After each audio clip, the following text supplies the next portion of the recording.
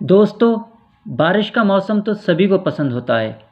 गर्म कॉफ़ी के साथ अपनी बालकनी से बारिश की ठंडी बूंदों को महसूस करने का मज़ा ही अलग है। पर क्या कभी आपने सोचा है कि हमारे सोलर सिस्टम के अदर प्लैनेट्स पर किस तरह की बारिश होती है? आज की वीडियो में हम इसी टॉपिक पर बात करेंगे। मेरा नाम है इंजीनियर मोहम्मद सैफ खान और आप देख रहे हैं टिप टू टिप फैक्ट्स।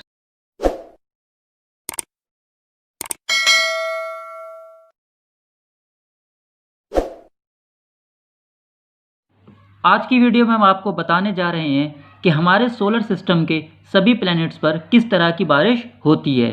तो वीडियो में हमारे साथ एंड तक बने रहिए। सबसे पहले बात करते हैं हमारी पृथ्वी यानी अर्थ की। तो हम ये बात अच्छी तरह से जानते हैं कि हमारी पृथ्वी पर वाटर रेन मतलब जल वर्षा होती है। ऐसा इसलिए होता है कि हमारी पृथ्वी पर हमारे अर्थ के सरफेस पर मौजूद जो वाटर है वो वेपराइज होकर जब इन्वायरमेंट में हमारे एटमॉस्फेयर में जाता है तो वहाँ पर एटमॉस्फेरिक प्रेशर की वजह से वो वेपर कंडेंस होकर बादलों की फॉर्म में बदल जाती है। ये जो बादल होते हैं ये वही कंडेंस वाटर होते हैं। ये बादल बाद में उस कंडेंस वेपर को वाटर और ओलो की फॉर्म में अर्थ के सरफेस पर वापस लौटा देती हैं। तो ये पूरा सिंपल फिनोमिना होता है हमारे जो पृथ्वी पर बारिश के होने का। बट अदर प्लैनेट्स पर यही फिनोमिना पूरी तरह से बदल जाता है। तो सबसे पहले हम बात करते हैं डायमंड रेन की। जी हाँ, हम बात करने जा रहे हैं हीरो की बारिश की। सैटर्न, यूरेनस और नेपच्यून ये कुछ ऐसे ग्रह हैं जहाँ पर लगातार हीरो की बारिश होती रहती है। दोस्तों, सैटर्न के बारे में हम एक वीडियो ऑलरेडी बना चुके हैं, जो कि अगर आपने अभी तक नहीं देखा है तो टेंशन मत लीजिए, इस वीडियो की एंड स्क्रीन पर हम उस वीडियो को लगा देंगे, आप वहाँ पर क्लिक करके उसे देख सकते हैं। तो हमने उस वीडियो में बताया था कि जो सैटर्न का एटमॉस्फेयर होता है, जो वहाँ पर मीथेन के बादल बहुत ज़्यादा हैं, वहाँ पर पूरा का पूरा एटमॉस्फेयर मीथेन के बादलों से भरा पड़ा है। तो होता यह है कि जब आकाशीय बिजली मीथेन के बादलों से टकराती है तब वो मीथेन से कार्बन को अलग कर देती है। अब ये जो कार्बन होता है जब ये ग्रेविटी की सैटर्न की ग्रेविटी की वजह से नीचे आता है तो बहुत ज़्यादा प्रेशर की वजह से ये एक कड़े ग्रेफाइट स्ट्रॉन्ग ग्रेफाइट में कन्वर्ट हो जाता है और इन्हीं ग्रेफाइट्स को हम लोग हीरा या डायमंड बोलते हैं। तो सैटर्न पर लगातार इन डायमंड्स की बारिश इसी तरह से होती रहती है। बट जो साइज होता है इन हीरो का वो 1 सेंटीमीटर से लेकर 1 मिलीमीटर तक होता है। अब अगर दूसरी तरफ बात करें हम नेपच्यून और यूरेनस की, तो वहाँ पर भी लगभग सेम कॉन्सेप्ट है, सेम तरह से ही वहाँ पर भी हीरो का फॉर्मेशन होता है। बट दोनों ही जगह का पैटर्न सेम है, बट थोड़ा सा समझने में फ़र्क है। सैटर्न पर क्या होता है, आकाशीय बिजली की वजह से वहाँ पर मीथेन से कार्बन को अलग किया जाता है। बट नेपच्यून और यूरेनस पर क्या होता है, साइंटिस्ट का मानना है कि इन प्लेनेट पर सतह से लगभग 6200 मील अंदर बहुत ही ज़्यादा हाई प्रेशर है और ये हाई प्रेशर क्या करता है, हाइड्रोकार्बन से कार्बन को अलग कर देता है। तो सेम कॉन्सेप्ट ही वहाँ पर शनि पर था और सेम कॉन्सेप्ट ही यहाँ पर नेपच्यून और यूरेनस पर अकर होता है। क्या होता है यहाँ पर जो हाइड्रोकार्बन है, हाइड्रोकार्बन से कार्बन अलग हो जाता है।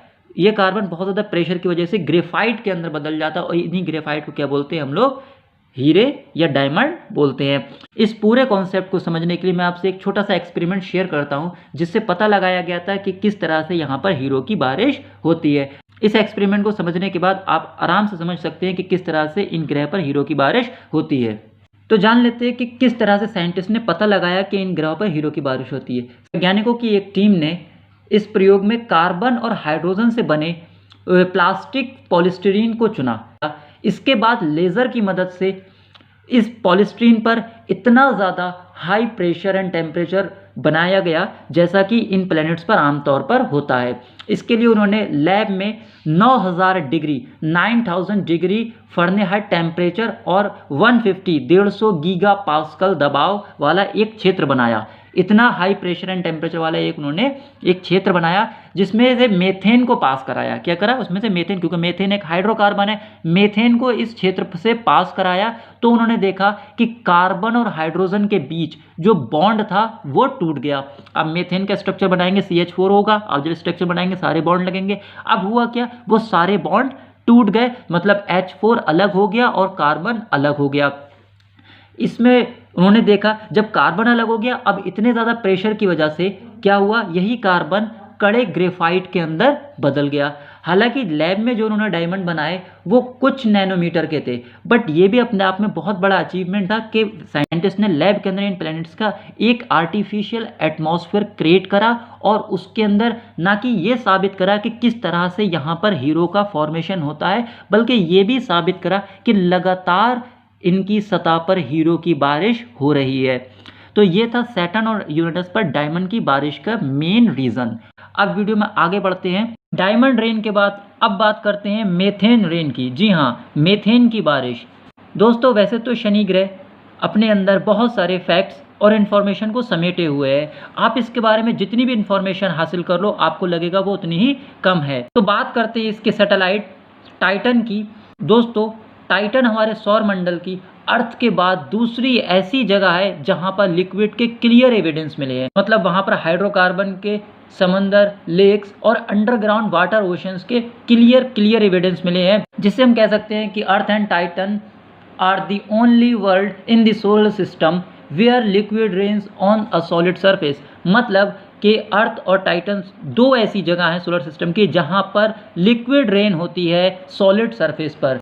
मगर फ़र्क ये है कि हमारे अर्थ पर जो बारिश होती है, जो रेन होती है, वो वाटर के फॉर्म में होती है, और टाइटन पर जो रेन होती है वो होती है लिक्विड मीथेन की फॉर्म में। तो हम अभी तक जो पता लगा सके वो यही लगा सके कि अर्थ और टाइटन दो ऐसे जगह हैं हमारे सोलर सिस्टम में जहां पर लिक्विड रेन होती है सॉलिड सरफेस पर। बस फ़र्क ये है कि अर्थ पर होती है वाटर की फॉर्म में और टाइटन पर होती है मीथेन की फॉर्म में।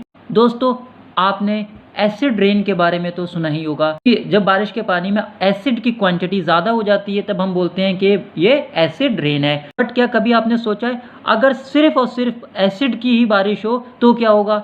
जी हाँ दोस्तों, हम बात करने जा रहे हैं सल्फ्यूरिक एसिड रेन। दोस्तों हमारे सौर मंडल के सेकंड प्लैनेट वीनस यानी शुक्र ग्रह पर सल्फ्यूरिक एसिड की बारिश होती है।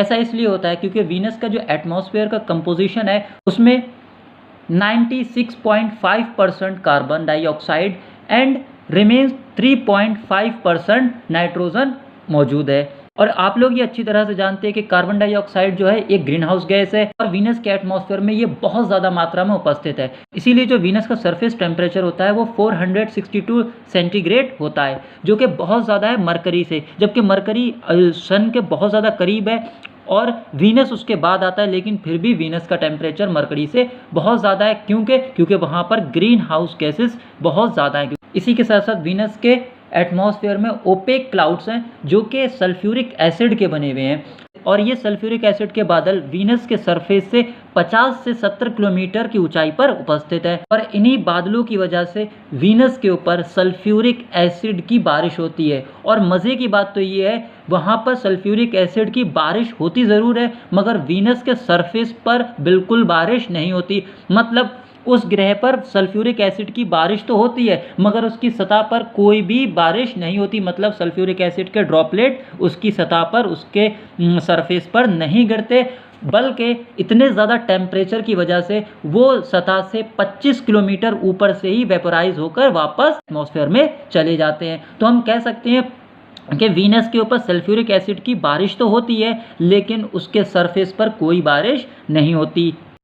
वाटर, डायमंड, मेथेन और सल्फ्यूरिक एसिड की रेन के बाद अगर आप अभी हैरान नहीं है तो आगे आने वाली जो रेन है उसको जानने के बाद आप बस यही कहेंगे, hey man what are you saying. जी हाँ, हम बात करने जा रहे हैं हमारे सोलर सिस्टम से 640 लाइट ईयर्स दूर एक ऐसे एक्सोप्लैनेट। दोस्तों एक्सोप्लैनेट वो प्लैनेट होते हैं जो कि हमारे सौर मंडल में नहीं होते हैं बल्कि हमारे सौर मंडल से बाहर होते हैं और किसी दूसरे स्टार की परिक्रमा करते हैं, तो उन्हें हम बोलते हैं एक्सोप्लैनेट। तो आज हम ऐसे ही एक एक्सोप्लैनेट की बात करने जा रहे हैं जो हमारे सोलर सिस्टम से 640 लाइट ईयर्स दूर है। मतलब वहाँ तक प्रकाश को पहुँचने में भी 640 साल लग जाएंगे। इस एक्सोप्लैनेट का नाम है WASP-76b और इस एक्सोप्लैनेट पर होती है लगातार आयरन की बारिश। जी हाँ, आपने सही सुना, लोहे की बारिश। दोस्तों इस प्लैनेट को 2013 में डिस्कवर किया गया था और इसका सरफेस टेम्परेचर 2400 डिग्री सेंटीग्रेड होता है दिन में और 1500 डिग्री सेंटीग्रेड होता है रात में। दोस्तों, इस एक्सोप्लैनेट का टेम्परेचर इतना ज़्यादा हाई है कि ये लोहे के एटम्स को भाप में बदल देता है और इसकी स्पीड और तेज़ हवाएं आयरन को वेपराइज करके एटमॉस्फेयर की तरफ ले जाती हैं। और रात के वक्त जब टेम्परेचर 1500 डिग्री सेंटीग्रेड होता है तो कुछ ठंडा टेम्परेचर होता है, तब यही आयरन कंडेंस होके बारिश के रूप में ग्रह की सतह पर बरसने लगता है और सुबह तक सारे के सारे बारिश के एविडेंस ख़त्म हो जाते हैं, क्योंकि दोबारा लोहा फिर से भाप बन के वेपराइज होके वापस एटमॉस्फेयर में चला जाता है। इसके अलावा एक और एक्सोप्लैनेट है जो कि HD 85512b, यहाँ पर मोल्टेन ग्लास की बारिश होती है। इन सारे एक्सोप्लैनेट्स के बारे में हम किसी और वीडियो में बात करेंगे। और अगर आपको ये वीडियो पसंद आई है तो लाइक शेयर ज़रूर कर देना, और अगर आप चैनल पर नए हैं तो चैनल को सब्सक्राइब ज़रूर कर लेना, क्योंकि हम हर संडे के संडे इसी तरह के आपके लिए इंटरेस्टिंग फैक्ट्स लाते रहते हैं। और अगर आप साइंस या किसी भी रिलेटेड ब्रांच के आप स्टूडेंट हैं तो आप हमारे दूसरे channel think out of box engineer को सब्सक्राइब कर लेना। चैनल का लिंक आपको डिस्क्रिप्शन में मिल जाएगा। Thank you so much.